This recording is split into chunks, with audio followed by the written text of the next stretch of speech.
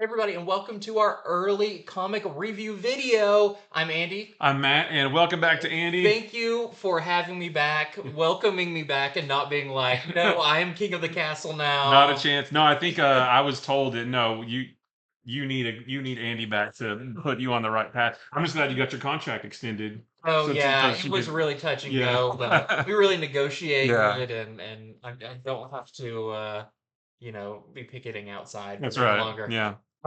Anyways, so we've got a big show for you today. For this show we don't have.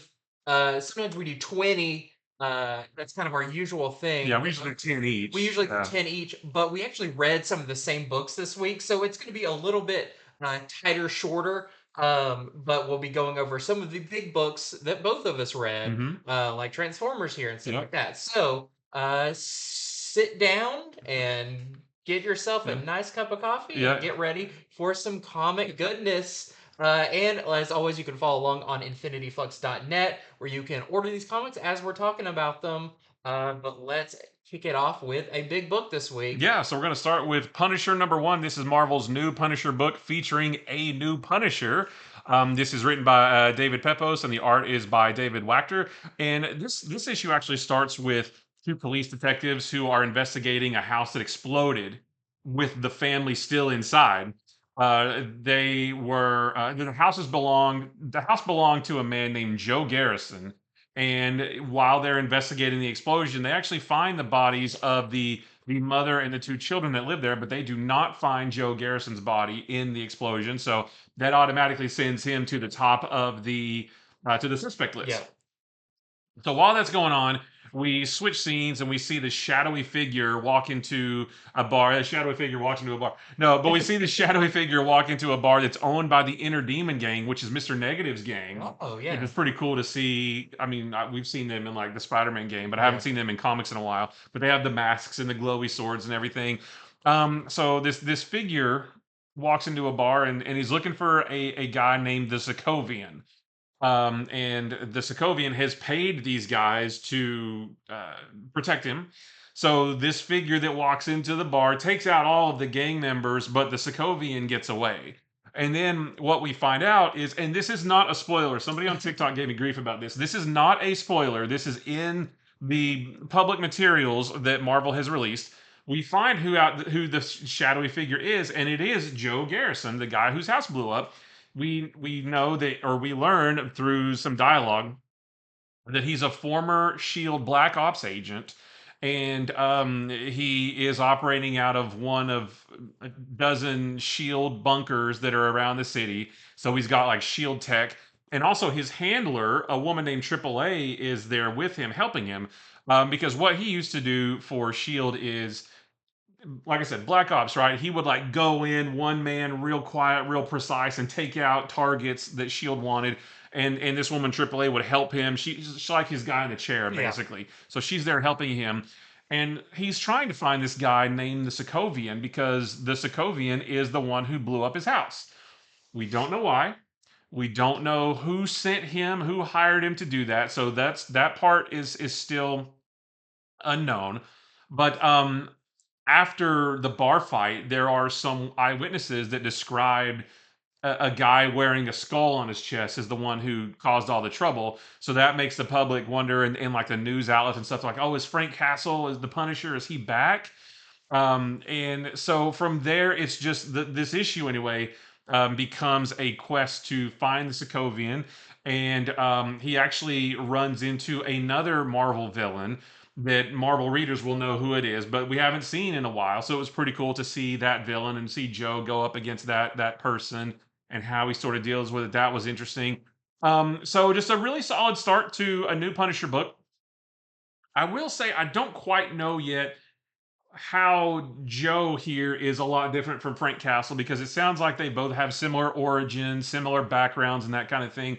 But I do think that we're going to learn more as the issue goes on. I feel like, and this is just speculating, I feel like we're going to find out that somebody hired this Sokovian person to take out Joe because of a job he did when he was at Shield. Mm. That is not in the book. That's just me guessing.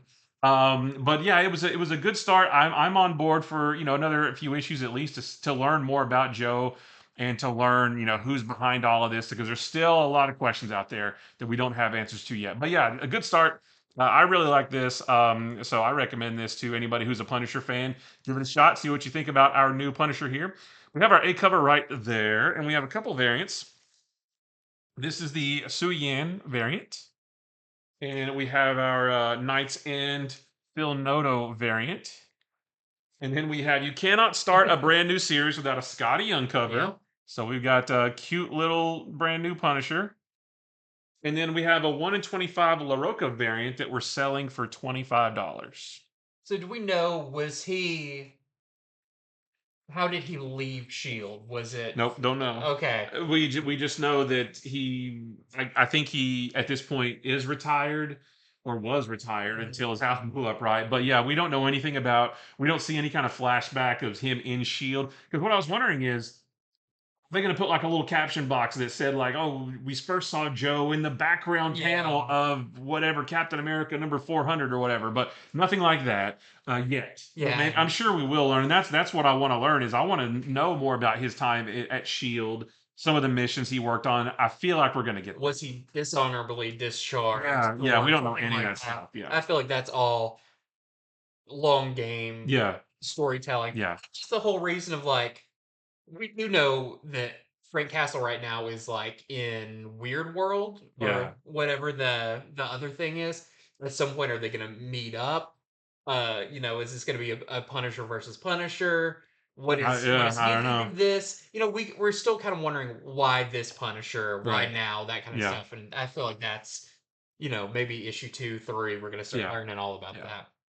Okay, so getting into one that I was so excited to read, this is Transformers #2. So, one of the hottest properties right now, coming out from Image, is all of the Energon Universe stuff.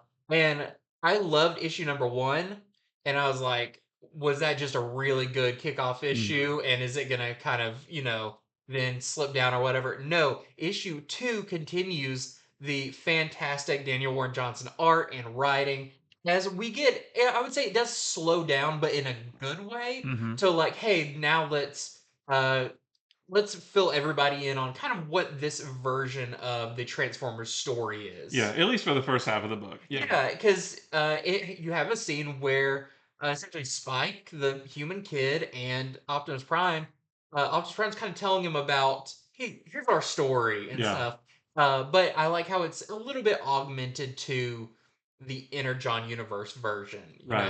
The with the whole like they don't mention Megatron, but there's the war on Cybertron Yeah. and all of that. But We get a little peek of Megatron in a flashback, yeah, but we don't really know where he is like currently. I have no yeah. idea.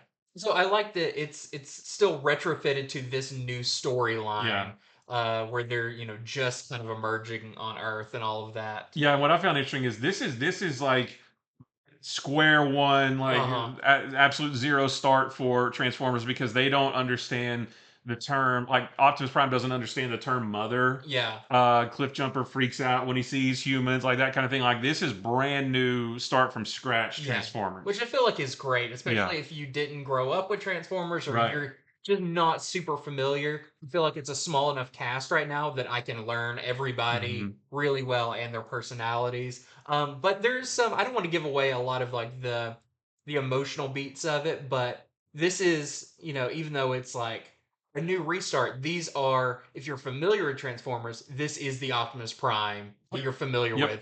Uh, he doesn't recognize the term like mother or father, but Spike mentions family. He's like, that's something I'm very Yeah. familiar with. It's just really nice to get an Optimus Prime that's like, oh yeah, this is Yeah. this is the good guy Optimus Prime that you know so There well. were some nice human moments with these giant robots, which is Yeah, pretty cool. even how Optimus describes like your world is so fragile. He's like, Yeah. on my planet, I don't make footprints. It's Yeah. hard. Everything's metal, and here everything's soft and vulnerable. And Hmm. thought all that was really, really good. Absolutely. But of course, on the other end, the Decepticons are there too. They're not quite as into being in disguise. Right. They're kind of just like busted in there, taking what they want. And that's kind of the other half of the book where you see what are they up to. Um, I think uh, the stuff with Starscream, and what's the purple jet? Is it Thundercracker or Skywarp? I don't remember which one's which. I think it's Skywarp. Skywarp. Because the solicitation for number 3 says Optimus fights Skywarp. So I think it's Yeah. Skywarp, yeah. But you do start getting some interaction between like the humans and the Decepticons, and that's where maybe your first little taste of some GI Joe comes in there. I don't want to give it away, but Yeah. It's not much, but there's something there yeah, about that much of a something there. yeah, it's a cool moment. Oh yeah. Like it definitely feels like a GI Joe moment. Yeah, So absolutely. just overall a great issue. I hope everyone reads it because I feel like the art is still fantastic. There's Hmm. some really cool scenes. There's some there's a moment of seeing Optimus Prime mid transformation when There was several of those in the last issue, and there's at least 2 or 3 of them in this one too. yeah Daniel Warren Johnson loves to show Transformers with their heads kind of tilted back and their arms kind of like this, yeah like as they're There's transforming. It's so there's cool. one with Optimus Prime where he's kind of in truck mode, but some of his parts are still kind of Yeah, bowed and yeah. like kind of interlocking. And then We see Starscream. Starscream, like in midair, is kind of you can tell he's like unfolding his legs kind of Yeah, up and everything. It's just super cool. You don't see those moments right, too often, right, and that was really cool. But I'm so excited about where all of this is going. I don't know even still really what the big first story arc's gonna be or right. whatever like that. But so far, I'm just loving the episodic nature of you know starting from scratch. Yeah, because it does feel like the original cartoon where they're stuck on Earth, they're trying to get energy. Yeah, The Decepticons are going about it in bad ways, and the Autobots have to stop them. I mean, that's pretty much yeah, that's pretty much it. It's basic story. yeah. They're trying to wake up the other Right. Transformers and all that. It's just great. Can't recommend it enough. We've got some Yeah. great variants for it. So first off, we've got this talking about mid transformation. We've got this Chan one that's Oh, that awesome. is cool. Yeah. We've also got some incentive, starting with this is the Arocena 1 in 10. We have for $10. We don't think we see RC in Not in this this, one. but you do see Cliff Jumper, and he's a really fun part of the Yeah, so I issue. guess you could say it's the first appearance of Cliff Jumper in this series. In Yeah, this, I wonder yeah. how are they? Are we counting first appearances at this point? In I don't know. I mean, they've been in books before, just not this one. yeah, we have a 1 in 25 Brian Hitch variant that we're selling for $22. Very cool. And I love this one. And this is a moment from the book, so this is really cool. This is the 1 in 50 Tom Riley variant that we're selling for $40. Oh And it's really cool. yeah. That's a real cool moment. Uh-huh. So just yeah. I have to say, after reading that issue, I was like, yeah, this is probably one of my favorite books Oh yeah, for sure. coming out right And it's a now. quick read too, but you still get a good story. I mean, Yeah, it's great all around. yeah. I'm loving it. So next for me, we're gonna stay with the robots and cars theme for a minute, and we're gonna talk about Petrol Head. This is a first issue of a new series from Image Comics. This is written by Rob Williams, and the art is by Pi Par. So I really like this one a lot. Like this is super interesting. So it's set in a post-apocalyptic, I guess it's Earth, and where there's only 6 domed cities on the planet that contain all that's left of humanity, and it shows, and yeah, there's like a double page spread of what one of the dome cities looks like, and it's actually like several domes connected with like like sky bridges or Mhm. whatever. But then the rest of the planet is just like desolate, just rock, just red, rocky, nastiness. So in this particular issue, the city they're in is called Ozone, O hyphen zone. And we get it starts with a teeny tiny little bit of a flashback, like to the recent past. And we see a race called the Petrol Head 5000, It's where a race like peoples or a race of like No, it's like a car race. It's Okay, okay. like NASCAR kind of, but and it's one of humanity's like forms of entertainment. They watch the Petrol Head 5000, and what it is it's all these robots, these sentient robots who drive like souped up cars and stuff in a race around the city, I guess. And but what's interesting is there's this group called the city planners, and they're watching the Mhm. whole race from like the headquarters of the city, right? And they kind of sort of influence the race based on who's winning. And one of the robots takes out another robot, but then the city planners say, oh no, the robot that just got taken out, he was the most popular, he had 58% popularity, but now he's taken out, now we've got to make the next most popular guy win. And they're able to they're able to manipulate the race Mm. to make it to get the outcome that they want. And that's not really that aspect isn't really a big part of the story, but it gives you an idea about what these city planners are like. Um, so one in a race, one of the robots is killed, and that makes our main character, who doesn't actually have a name. They say they just call him Petrol Head, and through the book they just call him Head basically. But he decides to quit. He's like, I'm out. That was my friend who just got killed. I'm not doing this anymore. So there's a little bit of a time jump to basically what is present day in the book, and then we meet a young girl named Lupa, and her father is a scientist, and he has developed these nanobots that are supposedly going to clean up the air. I don't know if they mean inside the city or out in the world, Mm. but they're going to help humanity breathe with their oxygen and stuff like that. Um, but there's something a little bit more sinister that's hinted at because one of the city planners comes in and talks to the dad and says, are you on schedule?" And the dad's, "Yeah, I Mm. am." He's like, "Okay, good. I'll tell the master or whatever." And the dad's real. So there's something a little bit sinister going on there. Then there's another 2-month time jump, and we see Head, the main robot of the story. He's in his garage working on a car, which is illegal. And he crosses paths with Lupa and her dad.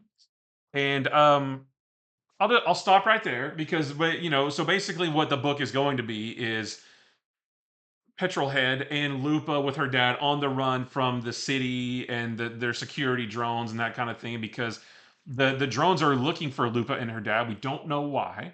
I guess more to come on that. Like I said, there was a 2-month time jump, so we got to fill in the blanks there. But this was really good. The art was really good, and especially the colors. Mm. Like you can see, and I'll go ahead and show you the variant too.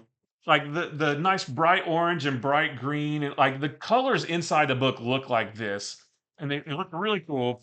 The designs for the robots are really cool. The designs for the cars they're driving are really cool. Like so visually, it's awesome. Like everything you see is really really cool and well done. And I want to know more about this world. I want to know more about why the city security drones are hunting all these guys. And I thought it was really cool. It's really exciting, and I Mhm. think I think we're going to get some really like high octane like action in the next few issues. So I really like this one quite a bit. So I'll show you again. That's our A cover.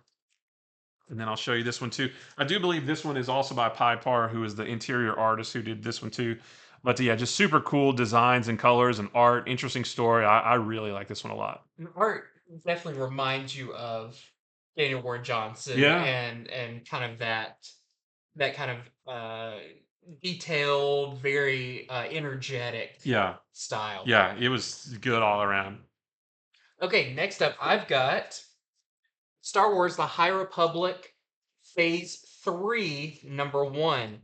So we are on to Phase 3 of the High Republic.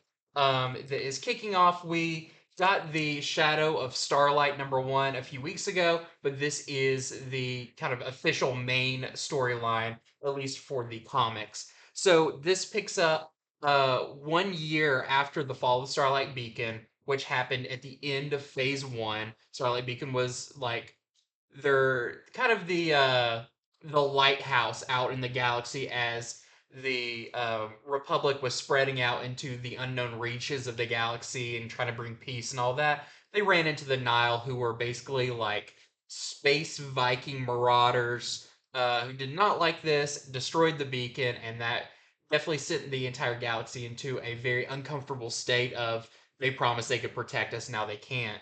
Well, this is a very interesting 1 year later story because the Nile have, they were supposed to be these marauders. They're very like, we live on our ships and we just go and pillage and that kind of thing. Well, now they're actually trying to become their own little government, Hmm. and they create a thing called the occlusion zone, and it is an area of space where they've kind of quarantined it off, and all the planets behind it are now under their rule, and they put up a thing called the storm wall, I believe it's what it's called, that it's like you can't pass through it, you can't like send signals through it or whatever.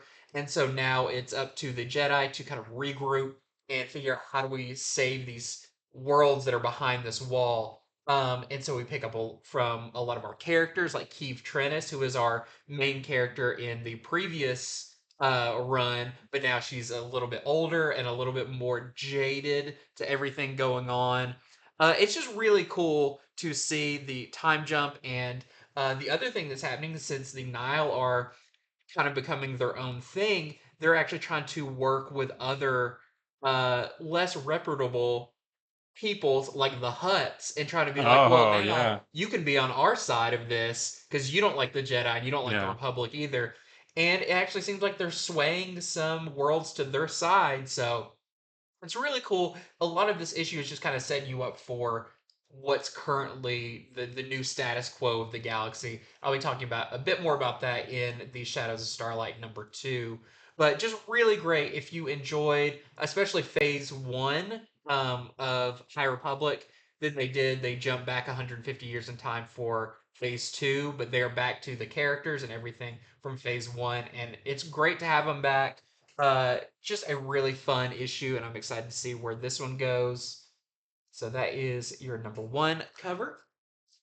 We also have quite a few variants. Let's see. So this is our Suyin connecting variant with Keeve Trennis on the cover. We've got, this is our Wu variant. And then this really cool 1 in 25 Valdion variant that we're selling for $35. Because the scary thing is, whenever the Jedi try to help on a planet, the Nile show up and they have these creatures, which are called the Nameless, that can essentially turn Jedi into stone. Oh So whenever they're trying to do anything, they just go, "Oh, they've got one of those. We've got to get out of yeah. here." Very dangerous, but It's like a very cool. Medusa thing where they have to look at him or something, or. Yeah, it kind of affects them like proximity Mm. wise. Uh, and that was set up in Phase 2 where you learn where those came from Oh, and okay. stuff. Very cool. I've got another book from Marvel. This is Thanos #1. This is a new Thanos miniseries. This one's written by Christopher Cantwell, and the art is by Luca Pizzari. So we spend the first third or so of this book meeting a young woman named Roberta Marshall. We just kind of go through her daily life. She has a very mundane life. She works at a pharmacy. She goes home and watches TV at night, that kind of thing. So we spend a little bit of time with her. But then one day at the pharmacy, this woman comes in who recognizes Roberta and actually says, "You're my Marie." And Roberta has no idea what she's talking about. But before she can sort of get any information and talk to this woman, there is a spaceship that shows up out of nowhere, commanded by Thanos. And it kind of reminded me of Brainiac a little bit. It shoots this giant laser down. She lives in Fresno. Mm. Shoots this giant green laser down and literally carves the entire city out and lifts it up into space, like how Brainiac will like bottle a city or Yeah. something. Although he doesn't shrink it, but it just sort of gave me that vibe. So he starts to lift up the city into space, and then makes an announcement to everybody in the city that says he is looking for someone, and that there will be a culling until she is found. Which, so who is he looking for and why? We don't know yet. I mean, I guess you could probably kind of guess who he's gonna find, Yeah. who he's looking for, but we don't really know why yet. So when all this happens, Roberta, she falls down and is knocked unconscious, and she wakes up and she's greeted by a group of characters. And I won't tell you who they are, but the solicitation does give you an idea about who shows up, or at least what the group's name is. But I'm not going to tell you here. But and then I did find it kind of I found it kind of weird that they were there because they were like super casual about it instead of being like, "Holy crap!" The city's up in space. They were pretty casual about the whole thing. But yeah, so she wakes up and they know who she is. I guess she's somebody. And I think if you look ahead at the solicitations for like issue 2 or 3, I think it reveals a little bit more, but we don't get that in here. So I'm trying to stay super vague. But so based on just this issue alone, you're left wondering, who is this young woman named Roberta? Why does it look like Thanos is looking for her? Again, we don't know 100%, but that's what it looks like. And why are these other characters there? And why do they know? So there's a lot of questions in this, but those questions will be answered in subsequent issues. But yeah, we haven't seen Thanos in just a little bit, so it was cool to see him back. And Does it feel like it ties in with anything? With like, I guess he was knocked into a black hole, I think, when fighting the Guardians of the Galaxy, but I don't know when that happened because I'm not caught up on Guardians. So not to me. I feel like it shows what happened to him. Like he's back after being gone because somebody did something, but yeah, I'm not really sure I just what. feel like whenever you bring Thanos and he has his own book or whatever, it's like he doesn't just mosey on in and does a little Yeah. something, gets out. Like when he comes in, it's something big's about to Yeah, I'm happen. sure it ties in or related to something, but I haven't read it yet. Mm. But still, a really cool, interesting issue. Like I want to know, there's so many whys that I want the answers to those questions. But still pretty good. So we've got our A cover right there. We've got a couple variants too. This is the Wactor variant. Try to get the That's glare off the that. window shades Oh variant. yeah, that is the window shades variant. Yeah, He just has a very unique window right. shades. And then this is the Phil Noto sort of Infinity Gauntlet homage variant. And then we have our limb variant as well. I like that one quite a bit. Yeah. Thanos, he doesn't have to be as jacked as he is, but he is. He's got to be intimidating, He's you got to know? be big and Yeah. scary. Okay, next up for me, we have a new DC book. This is Superman 78. So continuing that Superman 78, The Metal Curtain. So this, like I said, continues the Superman 78 line of stories. It was just called Superman 78 The first before one the was, first yeah. one. It didn't have Mhm. any subtitles. But it is I wouldn't say it's a sequel to I mean, it's a continuation a of continuation of. Superman 1 and 2, but not 3 or 4. Yeah, exactly. So it's like it's a continuation of like some of the movies Right. with Christopher Reeve. But this one's really cool because once again you've got the style and everything just like it. This is written by Robert Venditti. The art is by Gavin uh, Goudry. And I feel like that's one of the hardest things, about this book is like if you're gonna do with Superman 78, it not only needs to be like Superman, but you need to be able to draw that Superman because Yeah. that's the selling point of Yeah. this is the tone and the look of the characters. So in this one actually begins back in 1951 in the USSR as something crashes to Earth. I feel like they're trying to be like, oh look, it's because you see Krypton explode. You're Right. like, oh, it's Superman, but then you realize the guy's not speaking English, and Yeah. it gives you kind of the header of where it takes Yeah, place because and it all that. crashes into a farmhouse and Yeah, it's everything. all Yeah. very familiar. But then we jump to modern day, or it says quite a few decades later, or Yeah. something like that, like, in the 78 timeline. And a lot of this book is Lois Lane Hmm. on one of her kind of rabbit trail journalist missions where maybe there's some military guys who are up to no good. Um, it's interesting. I don't know if it's going to play any part, but it's fun to see her kind of get in trouble. She's trying to be sneaky, but then she knocks something Yeah, over, and she's kind of clumsy. she's kind of Yeah. clumsy. All of that. Well, she told Perry or Perry referenced that it's the sale of illegal weapons by the military, Yeah, which doesn't sound like a good thing. yeah. They're So illegally selling weapons. but of course, she wants this. This is a big story, but even Clark and Perry are like, this seems really dangerous. Like maybe you don't need Yeah. to pursue this or whatever. But it's fun. It's a fun setup for just getting back into that world, seeing Clark and Lois Yeah. interact. Um, I want to say there's not a whole lot of Superman in this issue. Not yet. Not yet. There will be. So Yeah. hold but there's just not in this issue. But based on what we see near the end, there's going to be some Yeah, big Superman because action. we do follow up with what happened in the beginning, Hmm. and you see what that was that crashed to Earth and what it may become, and who our big villain is being set up to be in this storyline. So, And we see what it is that the military sold as yes, well. Like, yeah, we see that too. So that thing and the other thing from space that's going to get put together, and mhm, Superman's going to have to fight that. yeah. So, a really good starting point for this, especially if you like the previous Superman 78, has that tone. I felt this was a very easy read, Oh yeah, very light, but like in a good way of like just kind of a fun, breezy, not dense dialogue. There's dialogue, but it's just not, it doesn't take a whole lot of power to suss out what's yeah, going on. So if you're looking for a new Superman book or something that's just a little bit different out of continuity, this one is really good for that. And I'm excited to see where it goes, especially once we see all the pieces come together. yeah. It's going to be really cool, especially to see how. I think the fun of this is to see how things from the DC universe are interpreted through the lens of the 78. How do you kind of make them fit with that style? Yeah, it's cool. Like the first miniseries featured Brainiac, and it Yeah, was cool to see the Superman '78 version of Brainiac, and also what is essentially the Christopher Reeve Superman fight that yeah. Brainiac. We never got to see that in the movie, so it's cool to see that kind of stuff.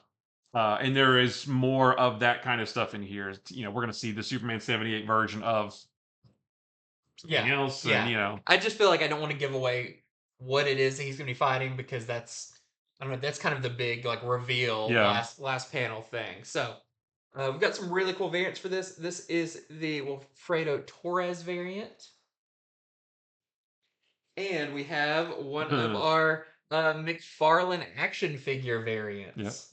Got another one of those coming up soon. Yep. So really fun ones there.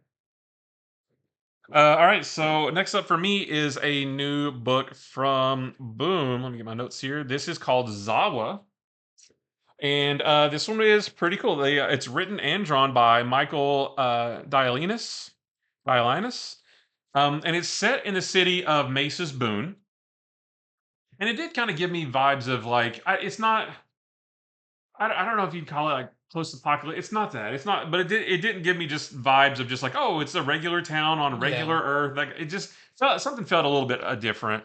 But the citizens in this city, they are celebrating the mayor and his mega factory that basically just runs the city. But I don't know if it's voluntary or kind of forced. Mm. I don't know if it's like something that the mayor makes the city do. Is Mandates yeah, like celebration. celebrate me and my accomplishments and my factory. And I don't know if the citizens are aware that, because it doesn't sound like he's a good dude, but I don't know if the citizens of the city are aware of that or not. Um, but surely not, because the citizens of the city, they're allotted food, like a certain amount of food and certain types of foods and that kind of thing. We see a group of friends in a bakery. They're trying to make some cookies, but they only have so much they can use, like so many ingredients and that kind of thing. So they're kind of limited in what they can do. So one night during this big celebration, there's a group of friends that plan to break into the mayor's big mega factory so that they can steal as much food as they can. So they go, they break in, and they do find that, oh my gosh, this factory has all kinds of food, like fruits and vegetables and ingredients and that kind of stuff that they just don't get in the city. But it's not long before they get spotted by the security. So some of them go this way, but one of them jumps down a garbage chute. Oh, and something I forgot to mention too, the city, they believe in this guardian that watches over the city, that kind of that sleeps and just makes sure that everything is right. So I forgot to mention that part. So anyway, the kids that break into the factory, they get spotted by security. They all go this way except one jumps down the garbage chute, and he jumps down into like what's basically a big like room full of trash, basically like a big like trash compactor or something. And Now you're just telling this story of Star well, I know Wars. that. Well, that's what I thought. I was like, oh, he jumps down the chute and it's like a big thing, but there's not walls closing or anything like that. But when he's down there, he sees the actual guardian of the city, which is this monstrous looking girl. Her name is Zawa, and she's trapped there with nothing to eat but just all the trash that falls down into, through from the garbage disposal. And she, like I said, she looks monstrous. She doesn't really like talk, or she's more feral, I guess, because she's been down there her whole life apparently. We get a little bit of a prelude at the beginning that shows that. So apparently she's been down there her whole life, and then I guess what the crux of the series is going to be is the friends find, they're going to help her escape basically. And so yeah, it was really interesting. The artwork is really good. Kind of gave me like, kind of felt like Jorge Corona a little bit, which I Yeah. really like. I like the artwork. This is another one where the colors are really good too. So just an all around a really fun and original type of book. I really quite liked it. So yeah, Zawa is really fun. So that's our first issue right there. We got a couple of variants here. Well, speaking of, this is our Jorge Corona variant. And then this is, of course, you got to have one. You can't start a series without it. This is our Scotty Young variant as well, featuring Zawa with a popsicle or an ice cream bar or something. She much better than trash. It's probably an old popsicle. Oh yeah, probably it's all melted. Okay, so next up, I've got Star Wars The High Republic Shadows of Starlight #2. I really enjoyed issue #1 of Shadows of Starlight. I know Star Wars fans, High Republic fans really enjoyed it too. It was a very dense, like, covered an entire year's worth of story for that missing year after the fall of the Starlight Beacon. And now reading issue 2, I kind of figured out what the format of this book was because it seemed weird that it's like I thought it was a one shot when Mm. I read the first one because it's like, well, you covered that entire year, but we actually only covered it for one character. Now we're covering that same year, but from another perspective. So it looks like each issue of this is going to pick a different character or characters from the story and kind of show you what were they doing leading up to basically where issue #1 starts. So in this one, this follows Elzar Mann and Avar Kriss, who are two of your main Jedi from the novels and the comics and everything. They're kind of two of what initially was three main characters. Is that guy on the Yeah, cover? Is that's that one that's of them? Elzar Mann. I like his look. I like the cloak and the outfit, and I Yeah, like the way that they looks. were friends growing up. They all went through like being Padawans together and Mm. all of that. Uh, Avar Chris and Elzar Mann kind of had a little relationship for a while, but of course you can't do that in the Jedi, so they Oh, they that's kind true. of broke that Yeah. apart. But it's kind of cool. I like these characters in this story because we didn't read about them when they were like Padawans or whatever, but they have that relationship now that they're older of like adult friends Yeah. who grew up and they know each other really well. So it's like, yes, they have their ties to the Jedi Order, but they more have ties to each other Okay. beyond that. But what happened with the Starlight Beacon? Avar Chris, she was the marshal of the Starlight Beacon. It was a great honor to be kind of the head security of this, and it got destroyed. And so now she feels like that was all my fault. And Stellan Geos, who was the third one of their friends, uh, looks like he died Hmm. when that happened. So she's very guilty about, this is all my fault. I could have stopped this from happening if I didn't go off on this other journey that I did. So what we follow through this year is that Avar, mourning the death of her friend, decides to basically take vengeance in her own hand and head out and hunt down Marchion Ro, the leader of the Nile, and to basically to get revenge for what happened, which is not a very nice Jedi thing to do. All the while, Elzar Mann is trying to deal with all the Jedi that have been called back to Coruscant to kind of reassess what they're doing. It's really cool, and we see their relationship together in the beginning and then strained apart, and she gets caught on the other side of the storm wall that I mentioned in the other one. And you see her now having to be kind of a nomad Jedi like Obi-Wan Oh, okay. and rely off like the help of others and stuff in this Nile occupied planet. So it's just really good issue that has a lot of story in it that covers a big swath of time. So it feels like you get, really caught up with what's going on. So uh if you're just reading the main High Republic book, I suggest picking up Shadows of Starlight because I feel like if you want to, this kind of is gets you in the right place for all the story that's to come. So really, really fun series here. I think it's like 4 issues, maybe 4 or 5. So this is issue number 2. We got some variants for this. So we have this one. This is the Smith variant with I like that. Avar Chris on there. And we have this 1 in 25 Common Coley variant that we're selling for $25 with Elzar Man.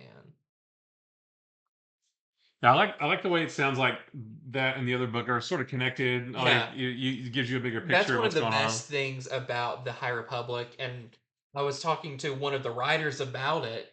I was like, how did you like decide to do this and like then jump back in time and do all this? And it's like they work so closely together, all the writers, Yeah, that it's they all know what each other are doing. And I feel like that's so cool because one can like hand a character to another one yeah, and it just seamlessly yeah. flows. Nice. That's awesome. All right. So next for me is Batman number 139, Legacy number Batman number 904. shoot. Well, I couldn't remember the number. Yeah, Batman number 139. Chip Zdarsky still writing. Jorge Jimenez is on art, and Jorge Corona has a backup story in this. This is the start of a new story arc called Mind Bomb. So if you maybe if you weren't reading Gotham War, if you were waiting for it to be over before you hop back on Batman, this is it. Gotham War is over, and this new story starts here. Now there is still some fallout from the Gotham War. We see that Batman has adopted a new secret identity, although we don't know the name. But he like wears a mustache and works at the docks or something. And he's living in a small apartment by himself. Matches Malone Jr. or Yeah, something. something like that. So he's completely split from the Bat family after the events of the Gotham War. Oh, but you know what? Now I think about it, what's that gonna look like in Batman and Robin? Because they're still living together in the brownstone, but in this, he's in a little apartment by himself. Maybe that's just like a safe house where he just goes to do his work or something. Right. Maybe It's like not like a he sleeps anywhere. yeah, that's true. So yeah, well, I guess we'll have to see. But like I said, he's split from the Bat family, but he's more focused than ever now to take down the Joker once and for all. Now, I don't quite know why I mean, obviously, Batman wants to stop the Joker, but I don't really know what made him all of a sudden zero in on the Joker because the Joker wasn't really part of Gotham War. It's not. And I thought maybe there was something in the Joker. What is it called? The Man Who Stopped Man who Laughing. stopped laughing. Yeah. Yeah, number 12 actually comes out this week too. Now, I actually didn't read this all the way through, but there is something in this. Like this is kind of a wrap up of the Red Hood 2 issue miniseries from the Gotham War. He was going after the Joker, and all of that sort of gets wrapped up in this. And I thought maybe there was something that happened in this that made Batman say, "Oh, I've got to go after the Joker," but I didn't really see anything.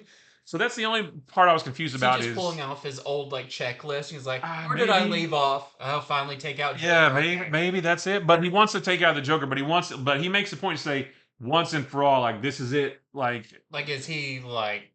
maybe. I mean, I'm not sure. Of course, he's still got, there's still the presence of the Zurin all personality Yeah. kind of floating around in the back of his head. And actually, you see him as he's sitting down on a table working on his gadgets. Like you see a little word balloon just sort of float, and it's purple, and the Mm. font is all messed up. So Zurin all is talking to him like a separate personality. Um, so anyway, he hears about this murder at this big the owner of a doll factory, I think. So he goes to investigate the murder, and at the crime scene, he sees that there's bats arranged that sort of match up with all the places he visited during his training in Batman the Knight Oh. miniseries written by Chip I was about to Zdarsky. say that is also written by Yeah, Chip so there's Zdarsky. there's ties to that, and there's mention of a few of the characters from that series that he mentored with.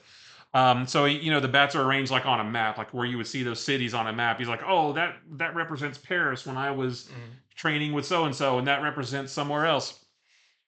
So he eventually does track down the Joker, who is kind of taunting him with all the deaths that he has seen in his life: the death of his parents, the death of Jason Todd, and the death of Alfred. The Joker's like throwing all this in his face. But the Joker says he wants to face the real Batman, talking about the Zurianol personality. Like he wants to draw that Because that personality is out. like the purified version Yeah, of yeah. Batman, the essence of Batman. Yeah, so more to come, I guess. But I'm sold. Like, there's nothing better than a good Batman Joker story. But now we have a slightly unhinged Batman going against an always unhinged Joker. I was into it. Like, I really wanted the next issue right as soon as this was done to see what happens next, that kind of thing. So a good solid start to a brand new Batman story. I liked it quite a bit. So there's our A cover right there. We got a few variants for this one that are really cool. This is our Delato variant. We've got a Frank Cho variant. Very bright. Yeah, That A cover. Catwoman is not in this. Here's our Mike Diodato artist spotlight variant. And then I love this one. This is probably my favorite one of these. This is the McFarlane Toys variant with Batman breaking or Bane breaking Batman's back. I love that one. And then we have this really cool foil, what's called a glitch variant. Do you know? Did you figure out why that's a thing? Is there a glitch in the book that looks like that or anything? No, maybe I mean Batman's glitching, I Yeah, guess you could say. This one is a couple dollars more. I think this one is $7.99, whereas the rest I think this one's like 3 or 4.99. yeah. So this one's a little bit more expensive because it's all foil. And then we have a 1 in 25 Dustin Gwen variant for that we're selling for $15. And then we have a 1 in 50 Otto Schmidt variant that we're wait a minute. Yeah. 1 in 50 Otto Schmidt variant that we're selling for $25. Very cool. I like this. So, keeping on the DC train, I've got Birds of Prey issue number 3. And I really like this issue. This was really cool. And I feel like one of the strongest part of this Birds of Prey story is the interactions between the Mhm. team. The story's interesting. They're going to rescue Black Canary's kind of adopted little sister, Sin, before she causes some horrible disaster. They're having to rescue her from Themyscira. But I feel like the really strong part of this story is the team that's been put together and why each of them are there.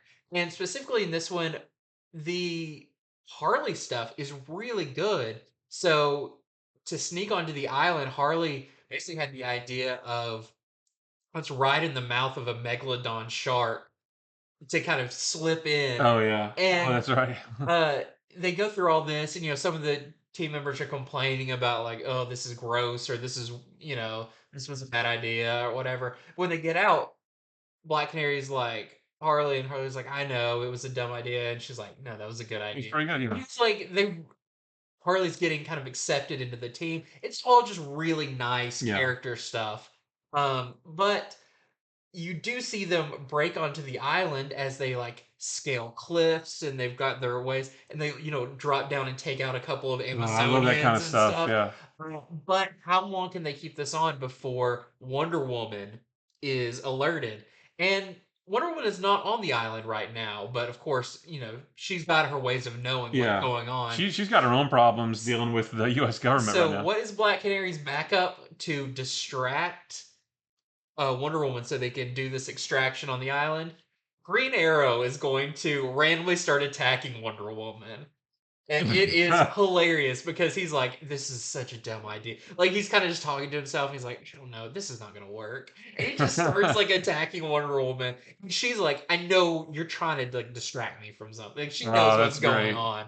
But it's great how Green Arrow's kind of the kind of unofficial member of the Yeah. Birds of Prey in this, as he's kind of doing just like the really helpful work off to the side. So Oh, that's it's like wonderful. a great issue. Some really interesting stuff with what's her name from Oh, Wildcats? Zealot? Zealot. Yeah. Zealot, I don't know a whole lot about her, but she kind of has this like little ceremony she does in this, and the whole team's kind of confused about what she's doing. It's really interesting when it's revealed what she was up to.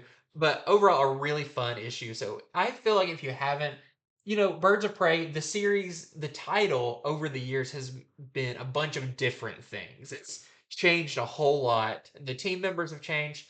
This is one of my favorite versions of it so far, and I feel like it's because of the team that's on there, the art, all of that is just really hits for this run of Birds of Prey. We've got a couple of variants for this. So we have a Chris Pachalo variant. Very cool. We also have this. This is the Forbes variant with the whole team on there. And this one's big. This is the 1 in 25. And we just checked the price of this like right before to see kind of what it's going for. This is the Otto Schmidt variant. We're selling it for $75, but we're seeing where it's like people are buying it for $100. It's a really nice cover. I'm not sure why it's that hot, Yeah. but I really like it. So there is that 1 in 25 cover as well. infinityflux.net is where you can buy that right now. If you want a really Yes. good deal on a really hot variant cover, you can go buy that right now. All right, so the last one for me is What If Dark, The Tomb of Dracula. And you see Dracula and Blade on here. This one's cool because it's written by Marv Wolfman, revisiting his stomping grounds of Tomb of Dracula. The artist by David Cutler. So things in this play out mostly how they did in Tomb of Dracula. Now, I haven't read all of that, but you know, uh, as far as Blade's first appearance and how he came to be and that kind of thing, and Dracula's uh, fight or rivalry with Quincy Harker, a lot of that stuff was the same. The only difference here really is that Blade at some point actually gets bitten by Dracula. But he still is able to more or less control himself, but he does get, I guess, like more vampire abilities. I won't say what those are, but it was really weird to see Blade do some of these things. But he's still able to be himself. Like he doesn't like go down the mouth of madness or whatever. But I also will say that the ending is just like all of the other. Now, like I said, What If Dark, right? So the ending to all of these What If Dark books have been fairly dark, and Yeah. this one is no different.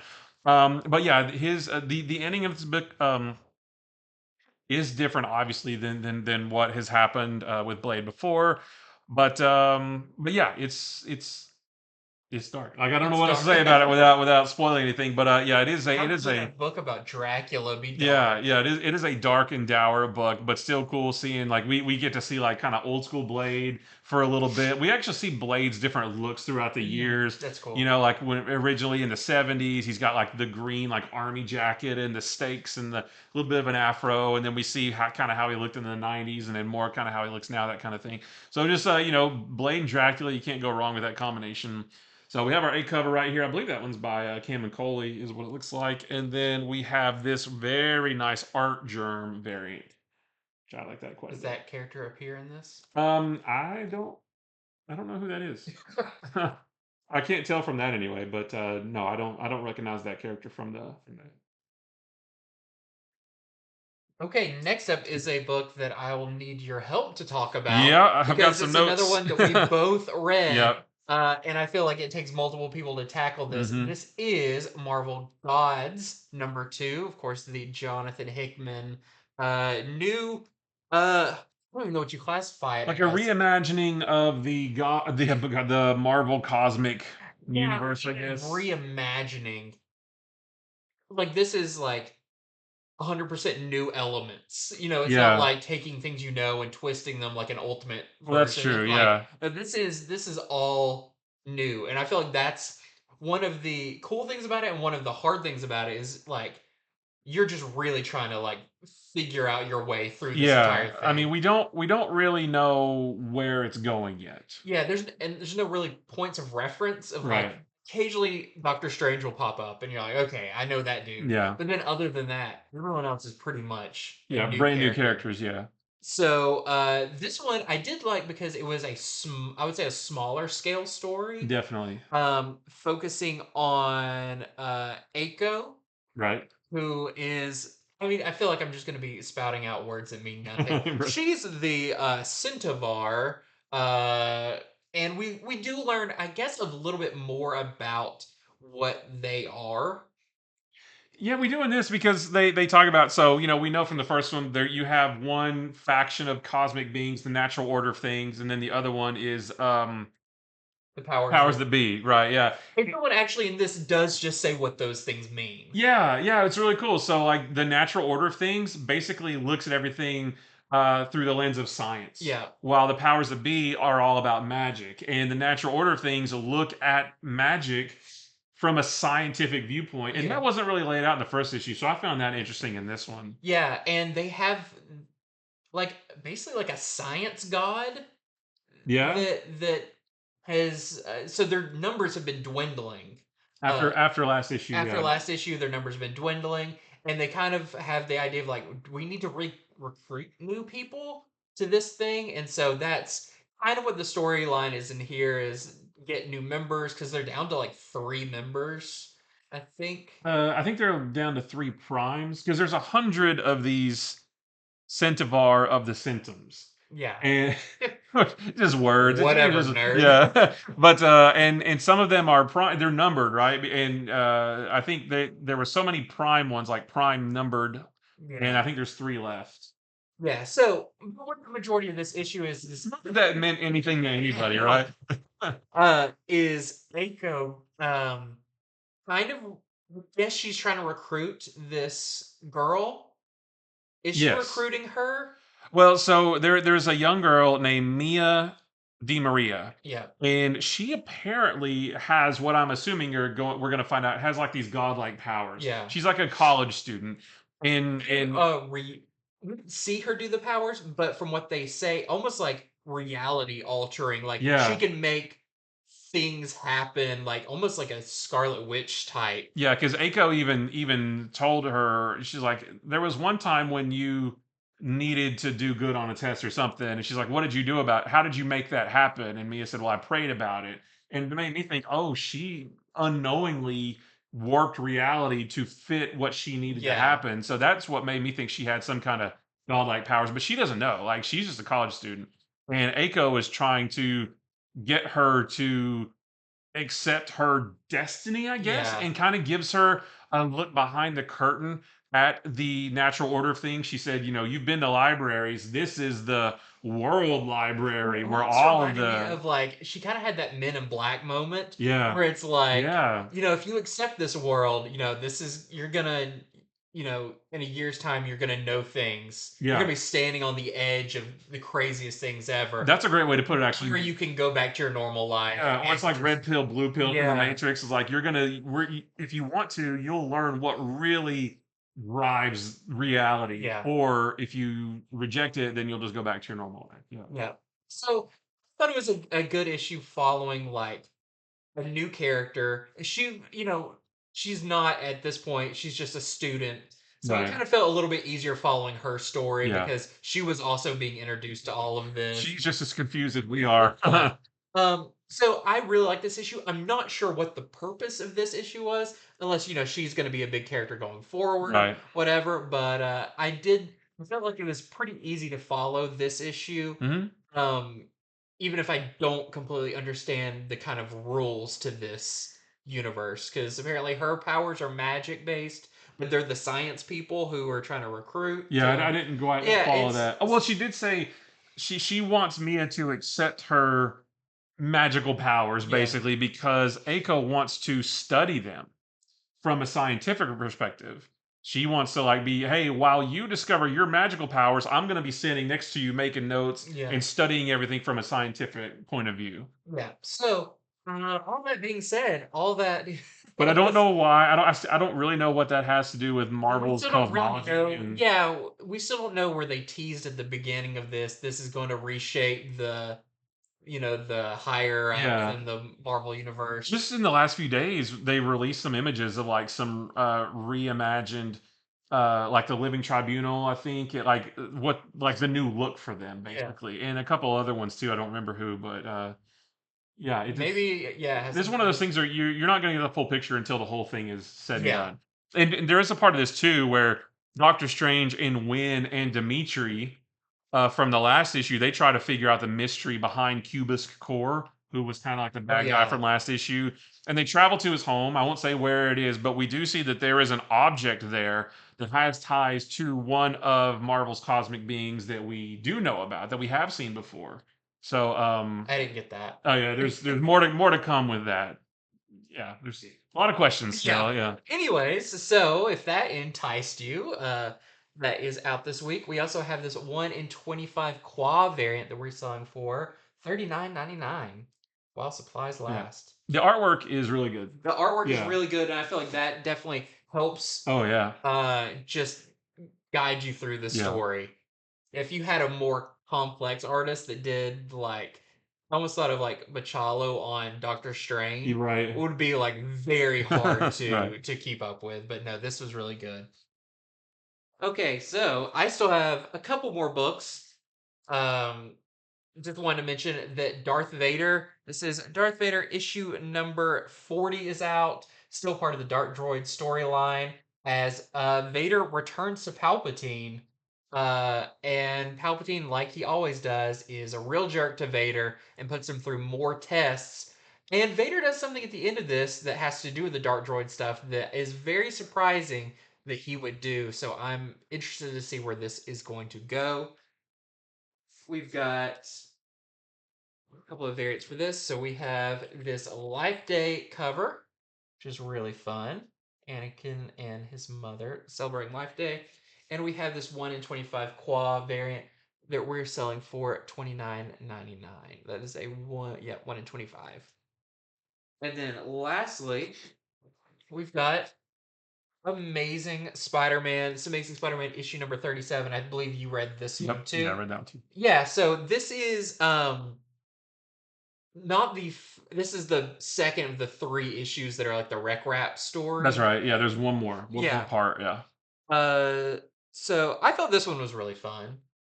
Rec Rap is growing on me because he's Okay, so dumb. you know, he's really he's fun. You know. he's fun and just I think he shines when he interacts with Peter, Yes. and Peter thinks he's dumb. Right. And he's like, "I tasted the side of your building," and he's Yeah. like, "Okay, whatever."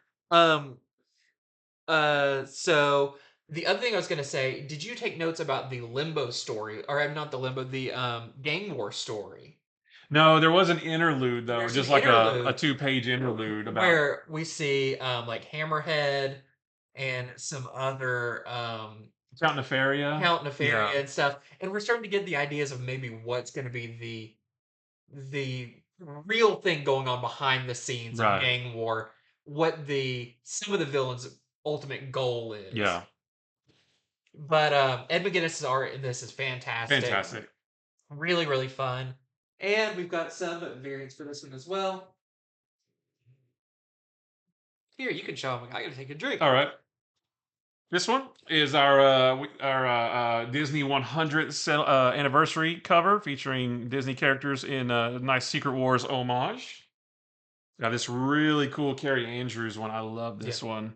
Reminds me kind of like the one of the covers, like one of the covers during the Return of the Sinister Six or the Revenge of the Sinister Six back in the '90s. Kind Yeah. of makes me think about that.